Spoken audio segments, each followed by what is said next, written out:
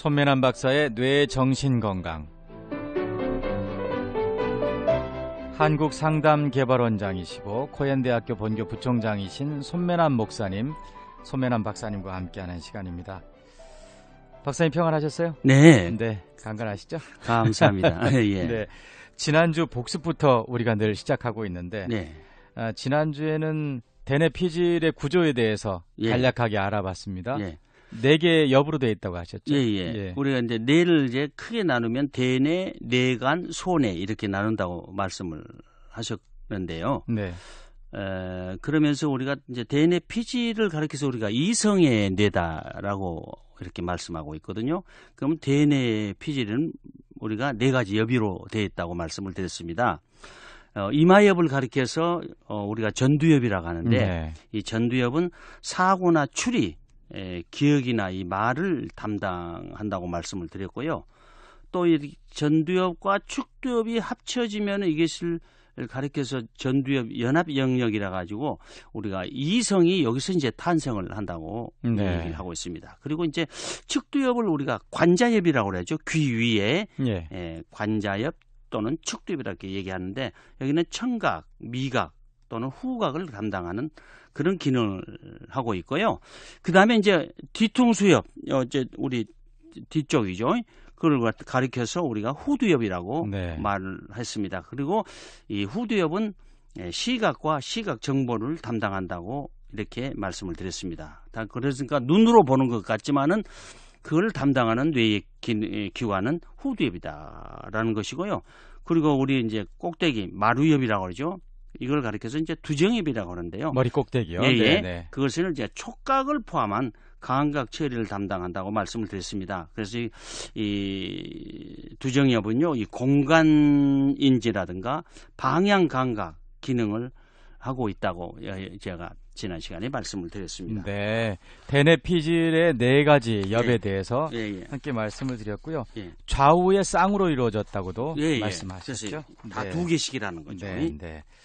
오늘은 대뇌 변연계에 대한 이야기를 좀 함께 나눴으면 좋겠는데요. 네. 뇌 감정. 감정이 뇌죠. 그러니까 감정이 뭐가 있어요, 우리가? 희노애락이잖아요. 희노애락이 다 이제 여기서 나오는 거예요. 그러니까 우리가 그래서 생각하는 것도 다 뇌가 하는 것이라고 이렇게 말하고 있고요. 보는 것도 뇌가 하고 있고, 냄새 맡는 것도 지금 뇌가 하고 있고, 우리 감정의 뇌인 오늘은 대뇌 변연계에 대해서 이렇게 말씀을 드리려고 합니다. 네. 대뇌 변연계 이렇게 하면 보통 좀 딱딱한 언어라서 우리 청취자들에게 바로 다가오진 않는데요. 그렇죠. 이제 우리가 이제 이제 고등학교 1학년 책이에요. 생명과학이라는 게 있어요. 근데 생명과학이라는 책을 제가 다 사서 봤습니다. 그때 이제는요, 생명과학 고등학교 1학년 책에 뭐 뇌에 대해서 얘기가 다 서술되고요. 우리가 얘기한 거 축삭 있잖아요. 축삭이라는데 그건 축삭 돌기로 나와 있더라고 보니까. 이제 그러고 그 수상돌기 같은 것도 가지돌기라고 이렇게 나와 있고요. 표준화가 된 것 같아요. 저희들은 이제 오래전부터 이제 이렇게 이제 영어에서 나온 단어들을 그대로 사용을 해가지고 뭐 저희들은 축색이다 이렇게 했는데 축삭돌기, 수상돌기라고 했는데 가지돌기 이렇게 표현이 되고 있습니다. 그래서 뇌에 대한 얘기가 이제는 고등학교 1학년 책에도 우리가 서술이 되고 있으니까 그 청취자들께서도 이제 나이가 좀 드신 청취자들은 우리가 뇌과학을 배운 적이 없잖아요. 그렇게 조금 그 생소한 단어로 들리지고요. 그러나 요즘 젊은이들은 다 그 정도는 지금 다 알고 있다는 거. 우리가 또 인식을 해야 될 것 같습니다. 우리가 모르는 거군요. 예, 그렇습니다. 대뇌 변연계가 감정을 좌우한다고 말씀하셨는데 대뇌 변연계의 구조는 어떻게 되어 있습니까? 이게 아주 중요한 말인데요. 대뇌 변연계 안에는 해마라고 하는 부분이 있거든요. 이게 이제 기억의 뇌인 거예요. 기억의 뇌. 해마가 이 감정의 뇌인 대뇌 변연계 안에 속해 있고요. 그리고 이제 편도체라고 하는 것이 있는데 또는 편도라고 그러죠. 우리의 감정 공포센터라고 또 얘기를 합니다. 그러니까 해마를 기억센터라고 얘기도 하고 편도를 가리켜서 이제 공포센터, 감정센터라고도 얘기하고 있고요.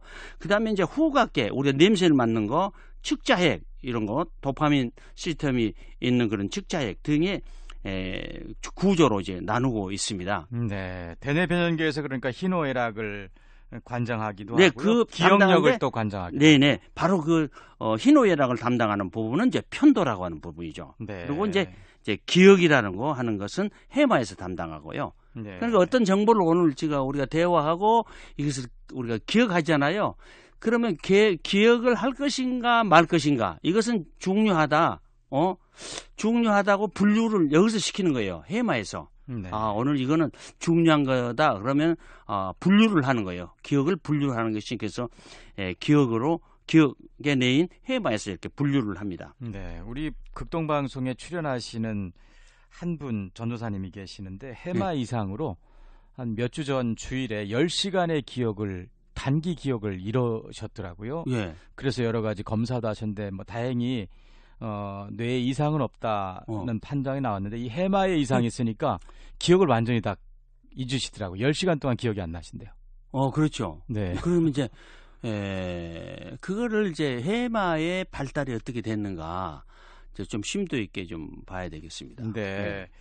그러면 정서적인 어려움들이 있는 분들이 대뇌 변연계와 관련된 것을 그렇죠. 그래서 체크를 해보셔야 되겠네요. 예. 그래서 이제 우울증이라는 것이 여기서 나오는 거예요. 네. 이제 다음에도 이제 또 말씀을 드리겠습니다만은 이제 정서를 담당하고 하는 가장 중요한 게 이제 우울증 같은 거 얘기하잖아요. 그래서 우울증은 이렇게 대뇌 변연계가 이제 아주 지나치게 활성화가 돼서 나옵니다. 이렇게 스펙트 영상 가지고 이렇게 촬영을 해서 보면요. 그래서 이제 정서의 뇌가 바로 우리의 모든 정신 건강의 정신 이상의 문제를 초래하는 것이 바로 변연기에 있다, 이렇게 생각해도 괜찮을 정도로 중요한 부위라고 하는 거예요. 네. 그 중에서도 이제 기억은 해마가 담당하지만은 편도가 우리의 감정을 담당하거든요. 그래서 편도의 일부분이 조그만 이상이 있어도 그것이 우리가 정신장애로 일으켜진다고 이렇게 얘기를 하는 학자들이 계십니다. 네. 예. 우리 청소년들에게 좀 적용할 때 이런 이야기 많이 하잖아요, 박사님.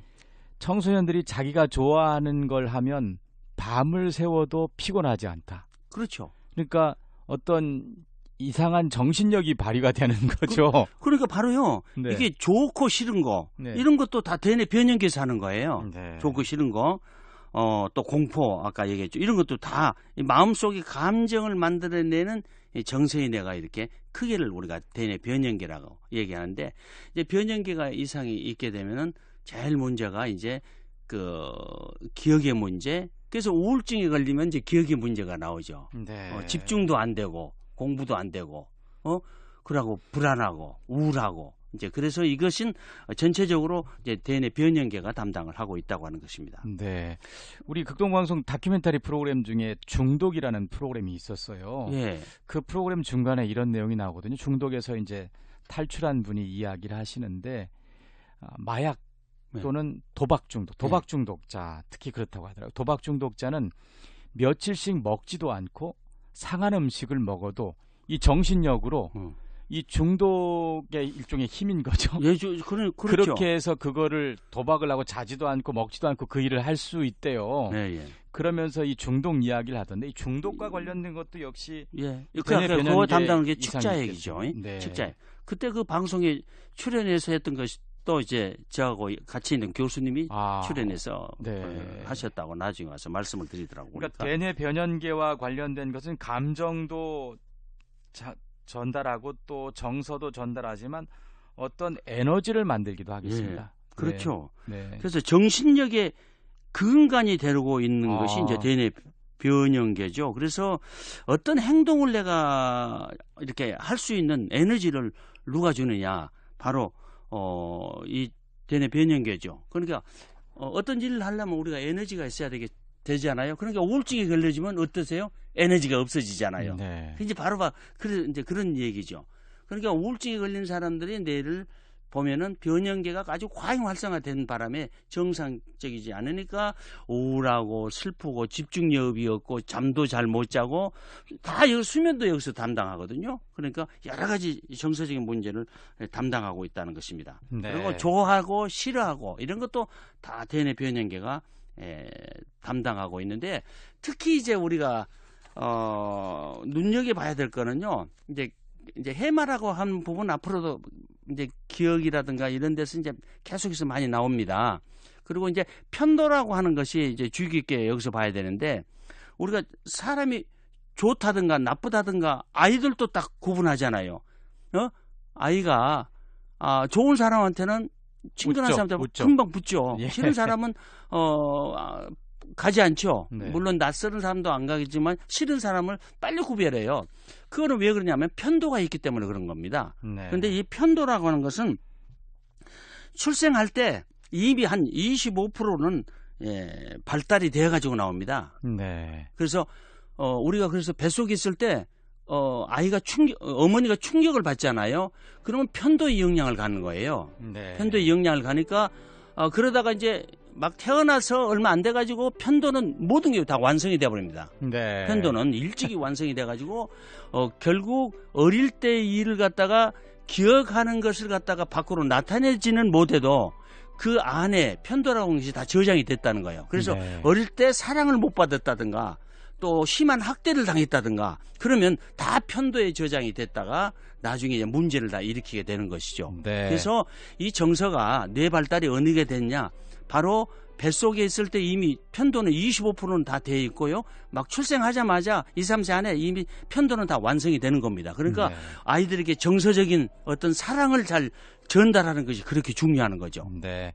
영아들이 잘 모르는 것 같다고 하더라도요. 그렇죠. 그 영유아들에게 인상을 쓰면 온대요. 그렇죠. 근데 환하게 웃어주면 같이 따라 웃는다고 그러더라고요. 그렇죠. 그것도 역시 편도의 영향이 그렇죠. 있겠습니다. 네. 또 이제 편도뿐만 아니라 대상에서 또 이제 말씀을 드릴 기회가 있겠습니다만은 네. 하여튼 그 편도라고 하는 것은 어릴 때 출생하기 전에 발달됐다가 출생하면서 완벽하게 성장을 해본다.